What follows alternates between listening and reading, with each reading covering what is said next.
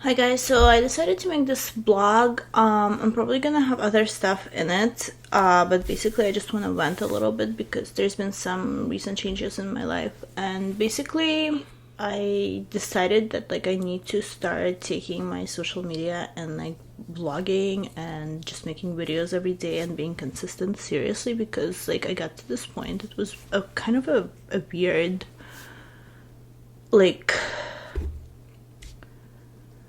it's I realized if I keep doing what I'm doing, it's gonna be the same thing. I'm just gonna get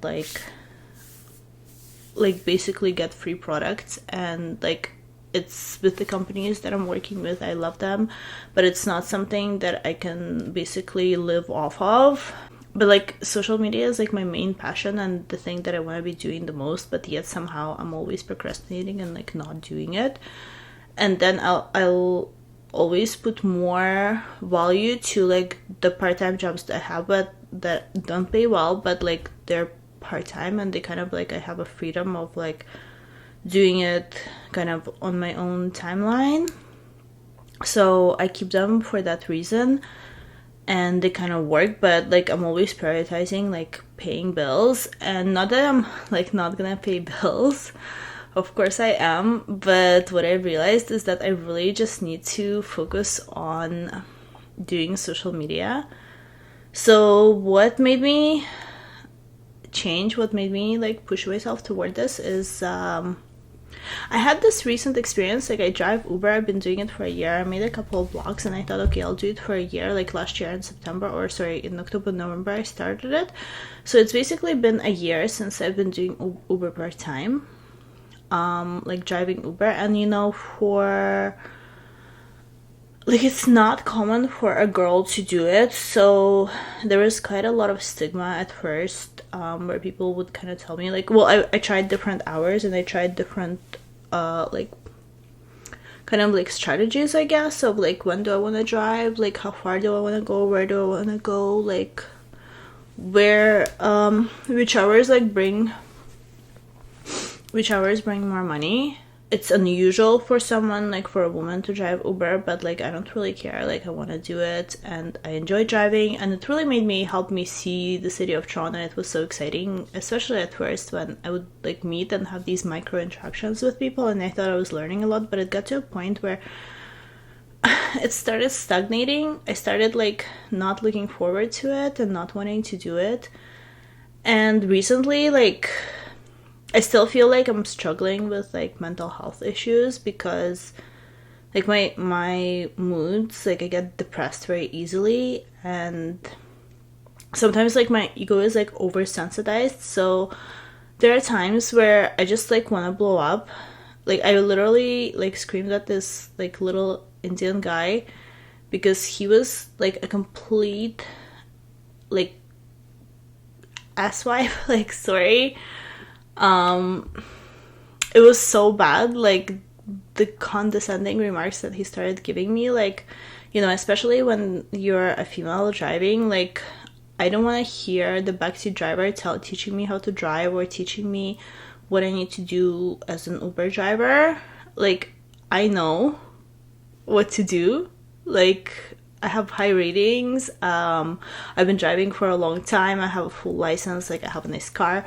There's a lot of things, and this interaction really set me off, because I literally I was no, this is not I'm not gonna it's happened before when I've asked I've canceled rides and told people to leave. So I just want to say, for the most part, it's not bad. It's not nearly as bad as maybe it sounds right now.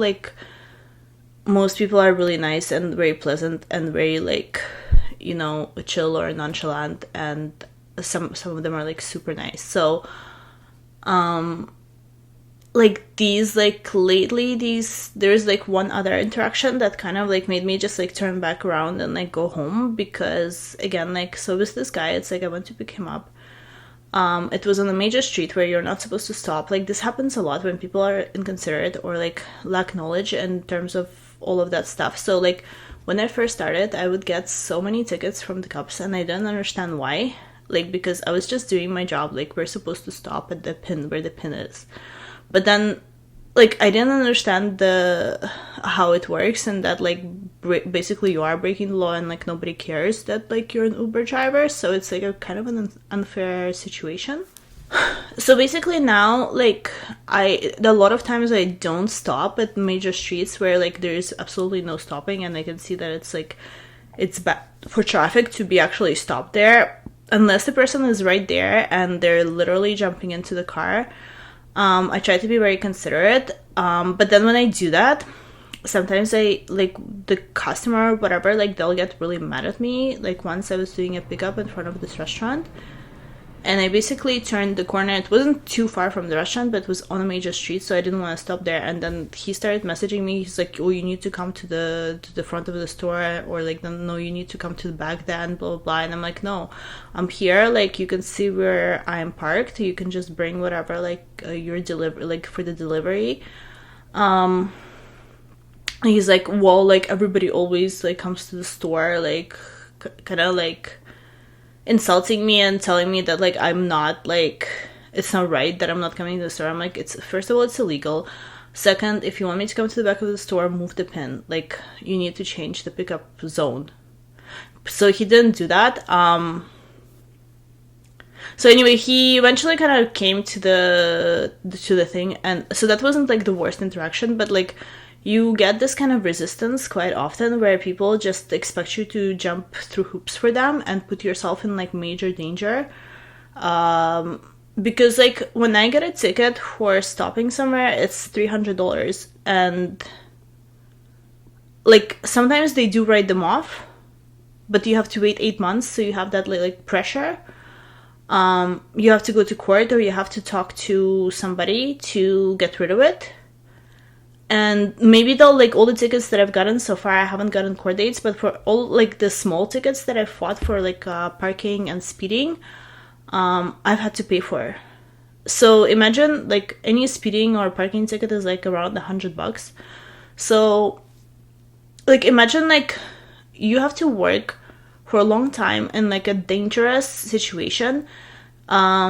Basically driving, like, you're always at risk of, like, getting hit or hitting another car when you're feeling tired and things like that. And again, like, as a female, like, there is, like, extra danger, because I've had people who only, like, really a couple interactions where men really vulgar and, like, really, like, messed up, where I didn't feel safe, but then because they were so sneaky, I couldn't do anything about it, because, like, the more obvious ones, I can just, like, tell them to leave the car, but then the really sneaky ones, I don't even know how to get, because I'm afraid that, like, when you do something like that, when you're, like, you sneakily, like, you sneak in a comment, like, a vulgar, really sexual comment or something like that. Like, I remember I was driving this guy at night, and it was in a familiar neighborhood, and the comment was very sneaky, so it wasn't, like, straightforward. It kind of, like, he made, like, a sexual joke, and, like, I got it, but then I couldn't really, you know, because if I say, oh, you said this, and, like, you have to leave the car, and blah, blah, like, he'll just say, no, I didn't mean it like that, like, you know, but, like, everybody knows that he did. So, like, after that, and, like, just realization that, like, yeah, I am putting myself in danger. Or, like, I remember this creepy guy, he was with a girl, like, and he wasn't really doing anything to me, but he was kind of using me to like, to kind of, like, get with the girl, I guess. So he started, like, whispering to her, like, things like, oh, is she gonna kidnap us, and, like, really creepy and weird stuff. And I really wanted to, like, at that point, I just didn't have the guts to, like, to stop and tell them to leave the car. I could have done that, but yeah, like, it's mostly, like, just dealing with, like, extremely arrogant people, and then not having really the protection to even do anything about it, because sometimes, like, you know, it's, like, especially that couple, okay, like, who knows, what if, like, he starts to get abusive or whatever, like, you never know what's, like, in people's heads. and it's like two people and then one person, or like they could just like scratch the car or something, or you know, spit in the car, or like just do something weird. So it's like sometimes you just like kind of pretend that things are okay. So after those kind of situations, I really stopped driving at night, and I really started avoiding like things that didn't make me feel safe. But this recent thing that happened, it was in the morning. Usually people don't act like assholes. They just like get in and they want to get to wherever they're going, and they don't like do a lot of small talk, or they don't try like they don't try to be rude or anything. They just want to get to their destination. So that's usually my favorite time to drive, and that's usually when I drive. But anyway, so this guy, he just like started mouthing off. First of all, like he was late, like I was already in like a dangerous zone where I'm not supposed to be stopped. And then he started mouthing off that like I didn't like confirm his name. And I'm like, it's up to you to check the license plate. So, because again, like I understand that most drivers are men, but as a female, like I feel in danger because I don't have any information about the customer, so anybody could jump in the car. Once I think it happened where I think the guy took the wrong Uber or something because he was going to a hospital, or like maybe he punched in the wrong address, but like the destination was like this mall, but then I think he was going to the hospital, and then I just let him out, and you know, I said this is the drop-off area, I don't know what to tell you. But anyway, the point is, like, for the driver, like, people don't really, like, care about the driver's safety, because most drivers who drive Uber are men, and they're pretty, like, hardcore. So usually it's, like, you hear the stories where, like, the person who's, like, the customer, they don't want to be harassed by the driver. But, like, for me, it's the opposite. I'm always, like, nervous about the customer harassing me. So basically, I told him, you know, like it's up to you to check the license plate. Like, for like when they tell me their name, it's basically to confirm for me to know that I'm picking up the right person, so I feel safe. So the driver feels safe. It's not to confirm for the customer to feel safe. And also this man, it was a man, it wasn't a woman. Like, I can somewhat understand that the woman maybe is nervous, or somebody who's like very, you know, like has a lot of feminine energy. Maybe it's like, you know what I mean. But basically this was like a straight Indian man who was just like very creepy and very like entitled. And he was extremely sneaky, like the sneakiest like person that I could like imagine. He literally, like, when I said the thing about the license plate, so he like pushed open the door. He threw his backpack in. Like, he kind of, like, got in, but he pushed open the door. He left it open, threw his backpack in so I don't drive off, basically. He made a show of walking around the car and looking at the license plate. And I was like, you know what, whatever. Like, it didn't occur to me to, like, get rid of him right away, because I thought, whatever, like, maybe he doesn't know how to, like, take Uber, and, like, maybe he legitimately, like, is not sure whether it's his Uber, like, which, like, he could see, like, the phone, like, my phone, it really shows who the name is, so he could already see that. So, again, I didn't, like, react right away, which I kind of regret a little bit, but anyway, it's always a learning experience. So then he's like, okay, fine, let's go. Like, he made, like, a huge attitude about, like, he made a scene kind of, like, being like, okay, well, I checked the license plate, like, it's fine, you can, like, you know, like, we can go.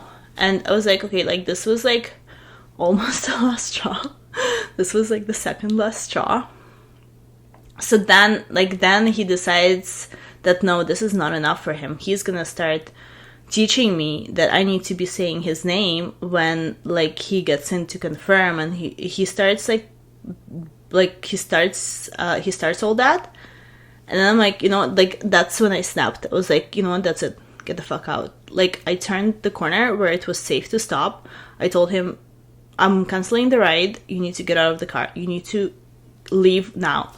He starts mouthing off. He starts telling me, oh, like, on his app it's showing that the ride is not over. I'm like, it doesn't matter, you need to get the fuck out of the car, get the F out of the car. I start screaming at him, get the F out of the car, you need to leave now. Like, I literally start screaming at him, and then he kind of like starts laughing. I'm like, why are you laughing, you fucking idiot, you need to get out of the car.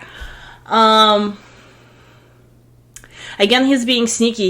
I think he's also nervous because then he, like, doesn't know how to open the door, and he starts opening the windows. So, like, in that sense, like, that kind of gave me, like, the feeling a little bit of a safety that he's not gonna, like, if he's afraid, like, he's not gonna, like, do something to me, like, physically or maybe to my car because he's too nervous. But then he doesn't get out of the car. Then he, like, continues to be sneaky, so he thinks to, like, record the whole thing. So he starts to, like, pull out his phone, starts to put it in my face. He starts to go like this, like he's doing a little show. And I'm like, get the fuck out of the car. You need to get out of the car. Like, the ride is done. You know, like, that's it. So then it just, like, keeps going like this, and then he starts, like, mouthing off at me, being like, oh, you're drunk, are you drunk, you drunk, you must be drunk, blah, blah, blah.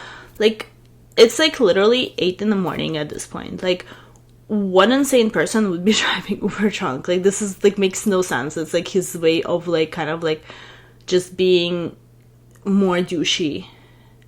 And then as he's, like, trying to get out, he doesn't close the door. He doesn't close the window. He kind of, like, leaves his backpack in. And he's kind of, like, he keeps trying to get more footage. And he keeps trying to, like, kind of, like, not let me leave. So then I literally get out of the car myself. I go around. I close the door. I lock it. Then I go to make a U-turn. I just basically, the ride is canceled. Like, I don't care about the money. I don't care about any of this. Like, I just need him to leave. Because the entitlement and the emotional abuse, like, I just don't have it in me to handle it. And the other thing he says, oh, Uber's gonna hear about this. Like, I'm like, damn right, like, I reported you, of course Uber's gonna hear about this. Like, I've let people out before when they, like, gave, like, toxic behavior and, like, asshole behavior. Like, partially it's because I'm afraid of these people, but partially it's also, like, I cannot handle the emotional abuse. So I know that, like, they crossed my line, and for the money that we get paid, like, it's just not worth it. Like, I understand that people, when they get paid a lot of money and then they have, like, some sort of attachment to the job, like, it's their full-time career, like, I understand in those situations they might end up kind of, like, putting up with a lot of nonsense. But with Uber, sometimes you're literally getting, like, $3 or you're getting $5. Even if you're getting $10 for the ride, like, it's still not worth it. Because all it is that you cancel this, like, you lose 5-10 minutes, but you're gaining, like, your mental health. Because for that length of the ride, like, when somebody's emotionally abusing you, like, they don't usually stop at, like, the one thing. They'll keep on trying to troll you and trick you, and you're already doing something very dangerous, so you're putting yourself, like, it becomes, like, a super high stress situation. And then they'll try to get you, because, like, the people who are out to get you, like, they will do everything to kind of, like, pull it out of you, to pull anything out of you. So anyway, this was like the worst situation I think that I've had with Uber, just with the sneakiness, and just how entitled this guy was. And with all the recording, it's like, they do in Uber say that the customer can record, but this is, like, abusive, because I don't want them, like, you know, kind of using it as, like, some sort of entertainment, because they started being the abusive one. Like, they started it first. Right? And then they feel completely entitled to be abusive and to continue to be abusive and then act like they're the victim. So this is kind of, like, the worst situation of all. So then after that, I just, like, I drove a few people again, and then the next day I drove this girl who was also kind of, like, giving me, like, driving tips, sort of, like, we basically had to go east for her location, but like I had to go west, and like the map was showing me to go west because I need to get on a certain street to go east. So there's no way to go east just from where she was. And then she just like started sighing heavily when I told her like there's another way, like don't worry about it, kind of thing. So like what pissed her off, I think, is because I asked her to close the door again because she shut it really softly and I wasn't sure if it got closed. So then she kind of like was visibly annoyed, and then that's when she started like telling me, like teaching me again. And so I did end up finishing the ride, but again she like started like sighing heavily and stuff because I think that her drop-off area, like sometimes Uber gives the drop-off area where like they think it's safe for you to drop off, or where you can actually stop and it's safe. So it might, or like you can't enter certain streets, so you have to like be kind of like nearby. And a lot of people understand that, but a lot of people don't. Like, then they put it on you, and like I could tell that like this is what happened because she wanted to be on the street that like the cars cannot enter on the street. So what Uber does, it'll do like a little thing where like you go on another smaller street and get close to the street that she wanted to be dropped off on. And basically, yeah, but then she kind of like blames the driver instead because she doesn't either, like they don't take a lot of Uber, or they don't understand how it works. So then that's when I was like, you know what, like I can't do this anymore. Like even this small thing, which is like a pretty small thing, normally it wouldn't affect me, but after the situation with that guy, I was like, I just can't keep putting up with this. Like, it's just like, it's enough. And I had this message like the other night. I was sleeping and I had this message that I really need to start doing social media full time. It's like now, like you need to start now. It was kind of like a really weird way that the message came through, but it really just made me stop and be like, what am I doing? Like, I've been doing Uber for over a year. I should have like monetized my platforms by now. Like, this was like the whole point. Like, I have the time, really. I just like, I keep procrastinating and not doing it, and keep on like kind of prioritizing my part-time jobs that actually bring like income, because like bills are gonna need to be paid, you know. But with like Uber, I just realized like I would have to break rules to work full-time because I'm signed up as a part-time driver, and I would also like not be able to handle it, a full-time driving experience, because it is very stressful. I'm not saying it's stressful for everybody, but it's stressful for me. I think people, like certain people, like especially I think like I can see why men do this job more than women. Like, men are more cut out to deal with these like high stress situations. It kind of like just builds their masculinity. But for me, I don't want to build my masculinity. Like, it's enough. Like, I have enough masculinity for a woman. Like, I actually think I have more than enough. Like, I can be like super aggressive for like the way I look. It really doesn't, it's weird how aggressive I can be. But that's basically the point I'm trying to make, is that like I'm not gonna get there unless I get there. Like, I need to do it in order to get